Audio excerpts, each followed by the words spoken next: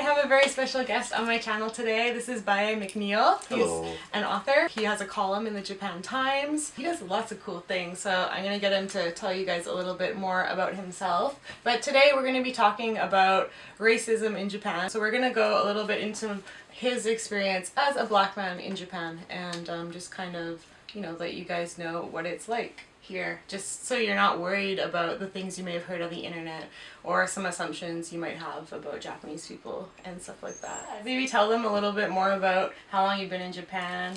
Well, I've been living here 12 years. I'm originally from Brooklyn, New York. Yeah. I came here as a teacher for Nova, and I've since then started writing here. So at first I kept a blog called Local Yokohama. I started that in 2008, and it got really popular, and then based on that, I wrote a couple of books. So the first book was called Hi, My Name is Loco, and I'm a Racist. And the second book is called Loco in Yokohama. And then based on the strength of that, other opportunities presented themselves, like the opportunity to write for Japan Times. So that's how I became a columnist for the Japan Times. Right. His blog got really popular because, unlike many other people, he's not afraid to share his completely truthful experiences. Yeah, it's pretty frank. Were you worried at first about how people might react to that? No, I wasn't worried about that because I've always been pretty direct with, in person and in writings. Right, I think that's so cool. Yeah. Me, myself, I'm always worried about what I say on camera.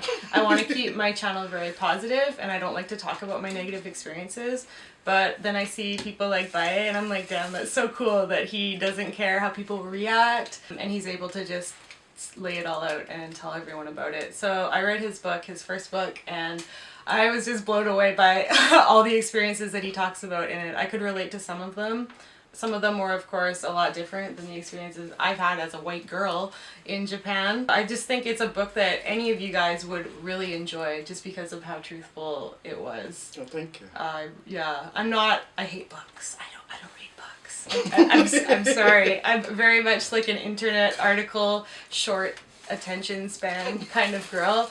But I read his book in a good 4 days. Like, I couldn't put it down and I really, really enjoyed it. So thank you for sharing it with me, and it was nice to be able to relate with some of the experiences. Oh yeah. And which ones did you relate with? The train one a lot. Okay. Even maybe tell them about that so they know what we're talking about. But well, I call it the empty seat phenomenon. A lot of times when you get on the trains in Japan, you might find that while all the other seats are occupied, the seat beside you is not. And that, I'm sure that occurs for a number of reasons. But I think over the course of the 12 years I've been here, I've processed the reason it has changed, it has evolved over the years. Yeah. From these some racist people to maybe they just don't understand English and they're uncomfortable to so it's evolved. But the whole thing is that you're processing it as a person. It's impossible to ignore. Exactly. Completely. So you're trying to attribute a cause to it, and sometimes that cause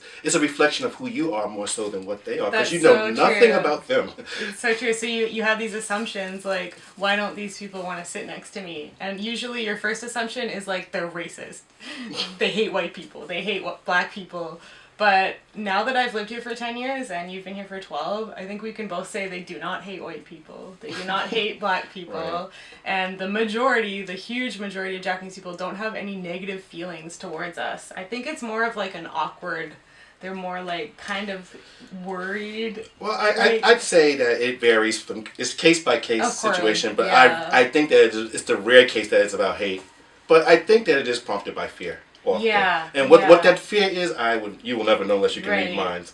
But I think most important thing is how you process it, as opposed to trying to figure out why they're doing it. That's so true. And that's going to impact your experience here, how you process the behavior that's taking place around you. Right, and how you interact with Japanese people. Exactly. If you try to keep a positive, mindset about it, they're going to warm up to you as well, because they're going to see that you're a friendly, easy to talk to person and you're not judging them negatively. So and that's exactly how it's worked out. Yeah. So I really recommend reading his book if you're interested in the experience of a foreigner in Japan. I think you'll get a really good look into a truthful look into what it's like here. Also, he has a Kickstarter going right now because you want to get your book translated into Japanese. Yeah, I mean, I think after living here as long as I have, I've learned a lot about Japanese people, but it's kind of limited how much they can learn about me because of language and cultural differences. Yeah. But I think once I've gotten this book translated to Japanese, I can build a stronger bond with people because they'll have a better understanding of where I come from. Exactly. And where people from outside of Japan come from.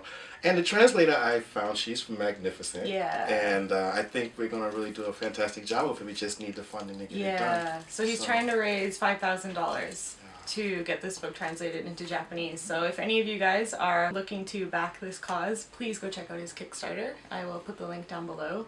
Do you have any advice that you could give? I've had a couple of viewers comment, I'm scared to go to Japan because I'm black and I think they'll hate me. That's ridiculous. There's no reason to be afraid to come to Japan. Just come here, be yourself, and take it day by day, you know. Yeah. I mean, there are assholes everywhere. So, you know, but as far as racism being an issue here in Japan, like the kind of violent racism you might be thinking of when you hear that word, it doesn't occur here. I haven't seen it. Well, at least not against black people. No. So that's not even something you should be concerned about. Right. But I think for the most part, the only thing you could be concerned about is how you approach Japanese people, what kind of energy you bring to each interaction. And if you keep that positive, for the most part, your experience here is going to be positive as well. For sure. I've been here 10 years and I can only think of a handful of negative experiences that I've had. And really the only super racist experience I've had would be this, I think he was homeless, this homeless man yelled at me, "Go home, white pig."